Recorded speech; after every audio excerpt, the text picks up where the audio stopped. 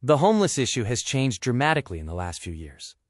Drugs, particularly the synthetic drugs meth and fentanyl, have ravaged 95% of the homeless. This drug use with certainty eventually turns the users into schizophrenics, irreversibly and permanently. This is why housing first programs are failing. The homeless are addicted and mentally ill, incapable of managing their lives.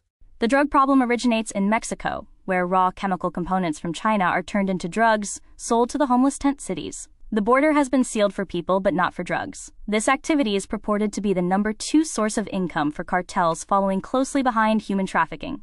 The homeless tent cities have become open drug markets populated by hopeless addicts and run by gang-associated drug dealers. This has gotten to the point where gang members charge rent for sidewalk space that they supply drugs to constantly. This is a full underground economy running in major American cities without restraint. These new drugs are made in cartel-owned state-of-the-art factories in Mexico run by cartels. These drugs are the purest and most potent they have ever been, and they are produced in industrial amounts large enough to supply the entire United States. The Chinese and cartels are partners, and the Mexican government is complicit. The sole apparent solution is twofold.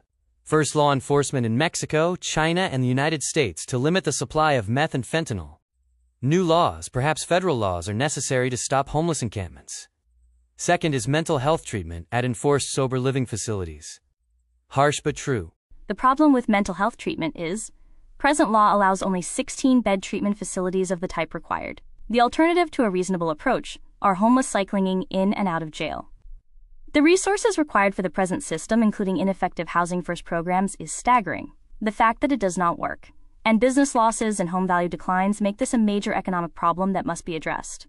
The quality of life issues are immeasurable.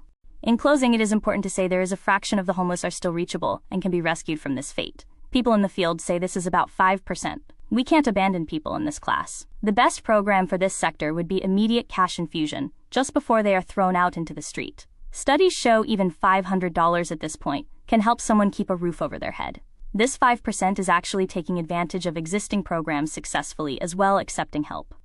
The Black Monday Party feels illegal immigration also plays an economic role in the homeless problem by raising rents and eliminating a whole classes of employment that were open to those trying to start over. For example, the formation of Spanish-speaking only workplaces effectively closes the door to all other applicants. Adding millions of illegal immigrants into a housing market like Los Angeles put pressure on housing availability, raising rents, overall forcing people onto the street.